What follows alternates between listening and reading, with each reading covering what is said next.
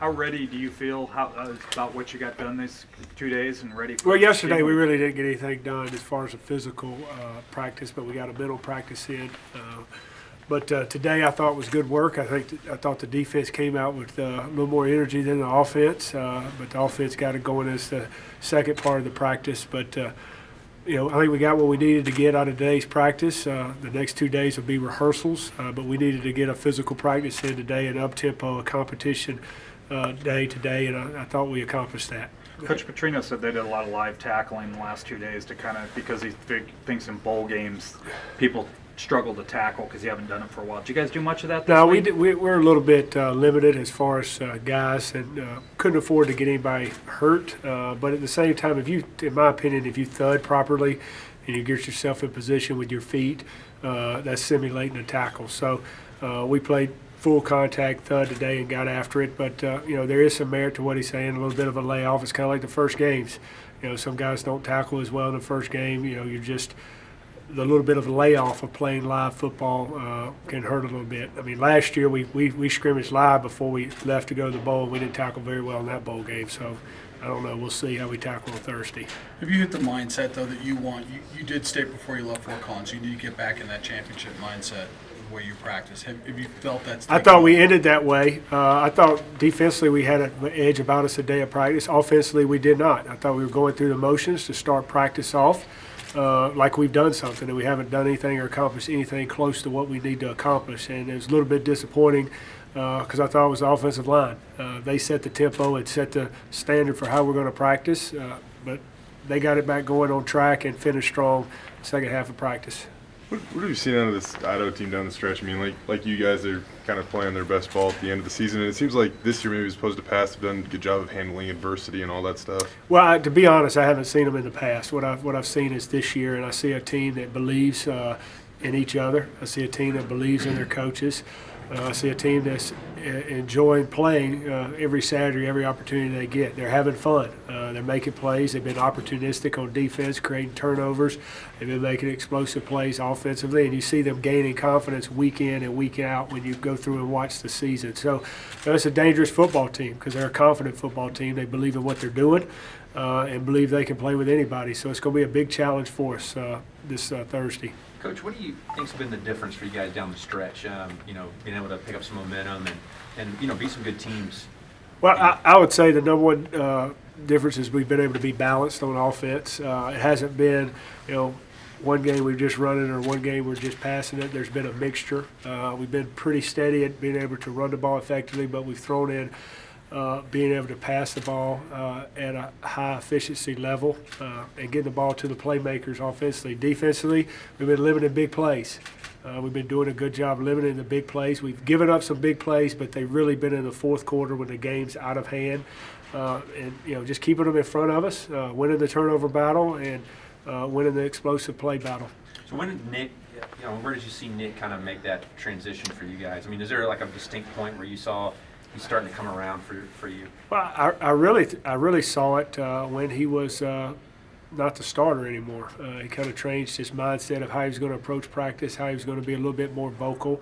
Then in the fourth quarter of the Boise game, or the last 5 minutes, he kind of cut it loose a little bit. It didn't play great in that fourth quarter, but he got us back in position to have a chance at the end of the ball game by throwing it and making some plays with his legs.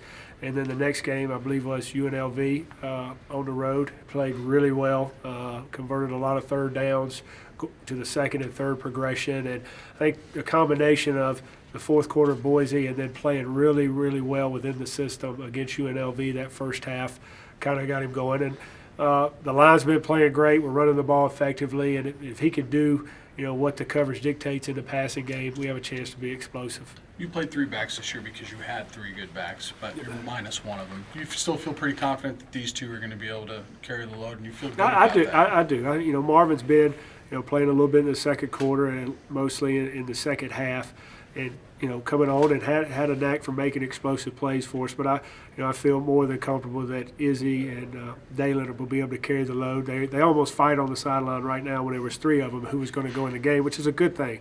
So it would be just 2 of them this game, and I expect them to be ready. Is it kind of nice because once you get to this point, none of them have been overused, so to speak.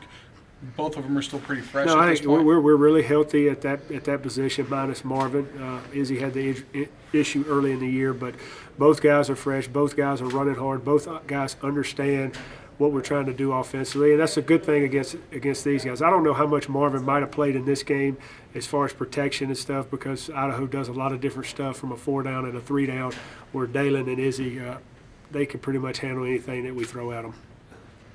You mentioned turnovers and how, Idaho forces a lot of turnovers. I think they're top 10 in the nation.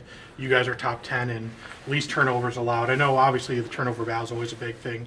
Was that kind of amplified for this game, especially for you on offense? Well, it's really been amplified for us all year. Last year we did not do a very good job at taking care of the ball offensively. We might have had 27 turnovers and didn't get a lot. This year we're doing a lot better job of taking care of the football, and we're starting to get a little more turnovers on defense. We always talk about, really that's the most important statistic. If you go back and look at games over the course of history, the team that wins the turnover battle usually wins the ball game 90+%.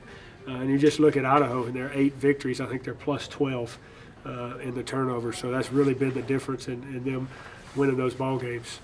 Just going back to the fourth quarter, the last time you guys were here at Boise, I mean, how much did that really change things? The first 55 minutes, you have, whatever, 3 points or whatever it was, and then it was just kind of an avalanche. Well, I think it was just more of making a couple plays and believing against a team that obviously believes that every time they step on the field that they're going to win, in my opinion. That's how they approach the game. That's why they're successful, and we've got to get that mindset. Don't know if we had it going into that game. I think it started to come together there in the fourth quarter, and guys started believing, but, quite frankly, it's too late. You wait to 5 minutes to go in the ball game to start believing that you got a chance to win. So I think that gave us a little confidence. We said in that locker room that, we weren't going to lose again the rest of the season. We weren't able to do that. We lost to Air Force, but I think we've been playing with that mindset that when we step on the field, because of the work we do during the week and the preparation that we do, we ought to expect to win, and the guys are starting to play like that.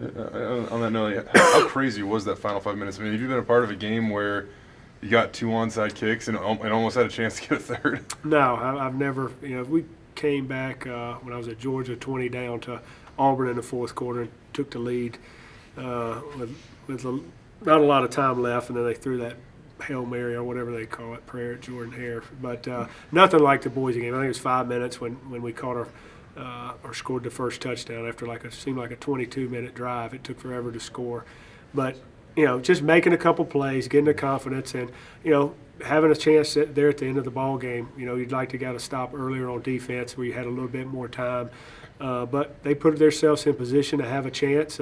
Just ran out of time, and you got to give Boise a lot of credit for building the lead and making the plays. That's why you play 60 minutes, not 5. Mike, shifting gears a little bit, what players' parents have made the trips to all the games? Because guys like Fred, all the way from Georgia. I was wondering, when you were a player, did your folks make it to all your games? They did. They made it to a lot of games. My dad was a head high school football coach, and he actually resigned and took an assistant job to a school closer to Athens. It was still about 2 hours away, so that him and my mom could travel for game days. I don't think they ever missed any ball. I think he missed one ball game. We played Georgia Tech on a Friday night, and I was a redshirt freshman, but the quarterback got hurt, so I got to play. So he missed that one, but him and my mom missed that one. But other than that, they made every game. So I think it's I know it's important for our players, for their families, to see them play. We are on TV a lot, but it's always good to see when you come into the hotel and you see the players' families and see the players' faces light up that they know their parents are there or loved ones supporting them.